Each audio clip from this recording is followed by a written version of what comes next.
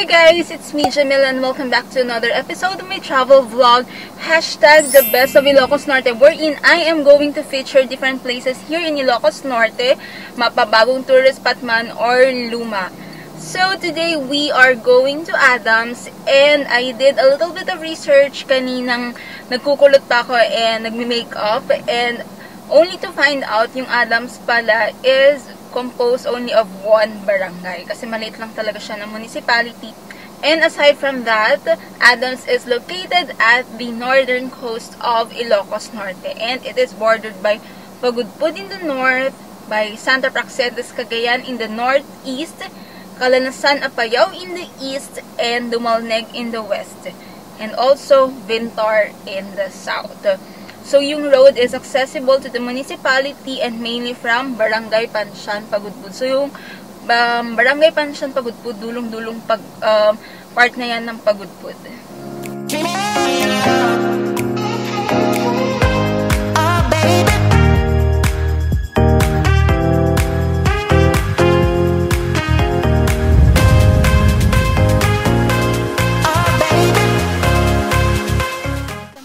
First stop is Cardom's Strawberry Farm.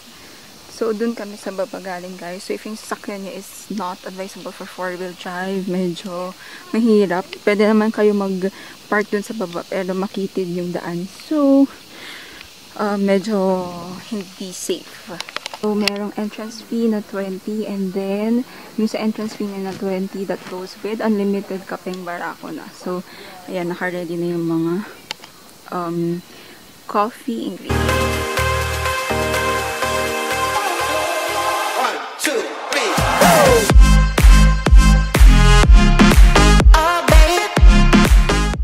Ito mga nakikita nyong halaman sa tabi ko guys. Ito yung mga strawberries and actually binibenta nila dito pero wala pa akong idea kung magkano siya kasi kausap siya ni na mami yung may-ari nitong farm na to. Habis kami nyo pa dyan.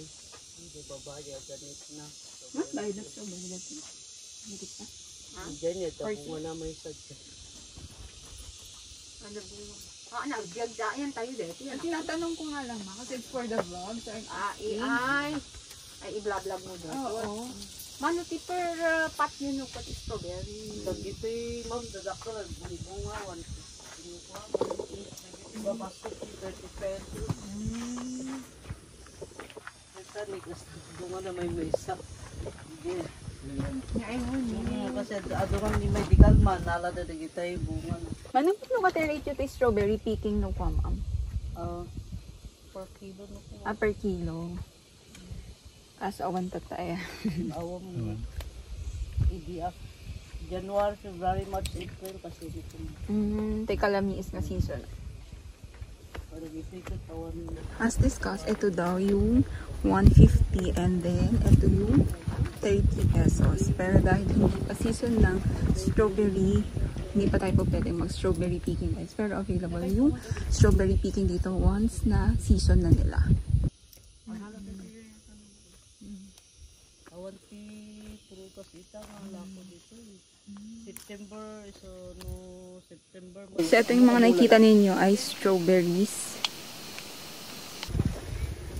Meron din silang mga herbs dito and also pwede din nilang ibenta to pero later I'll ask si ma'am kung magkano yung mga herbs nila dito. So merong dill, merong spearmint, peppermint. So dito kayo makakabili guys. I think mura lang naman siya kasi yung sa strawberry nga they sell it into 30 pesos tsaka 150 yung malalaki. So ito yung herbs section.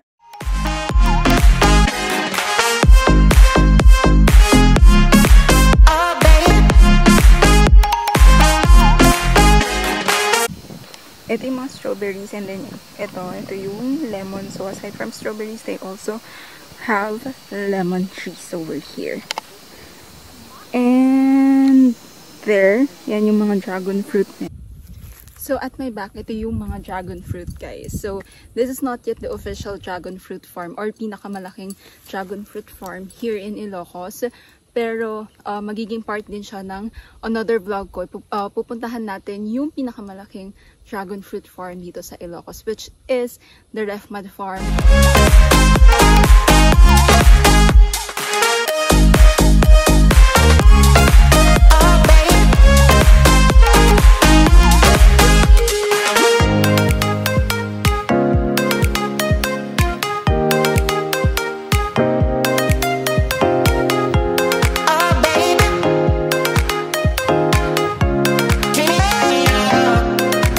itsura ng romaine lettuce. Oh, this one. Ayan siya.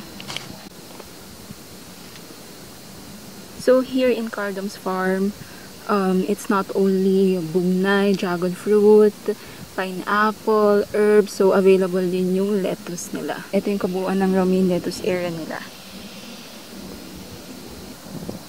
So this is the area naman for cucumber. So this is the Japanese cucumber.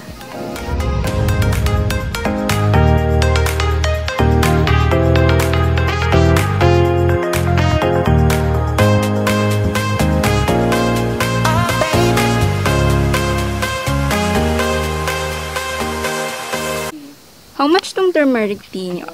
100 50. Anong plant yan, ma? Hindi mo alam yung pangalan? Aba? That's for how much? O diba, yung mga plantito and plantita. May mga bit-bit na silang mga plastic, guys. So if you're a plantito or plantito, I really recommend this place for you guys to visit. Sa Cardoms. So, pag pupunta kayo ng Cardoms, and if you're a plantito and plantita, 100. Go here at Cardom's farm.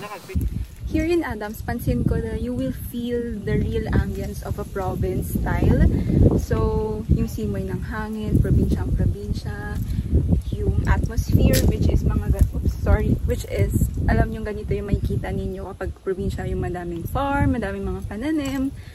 So, I wish sana magkaroon ako ng lupain dito. Sarap siguro mamuhay. Parang sarap magkaroon ng rest house dito sa Cardoms.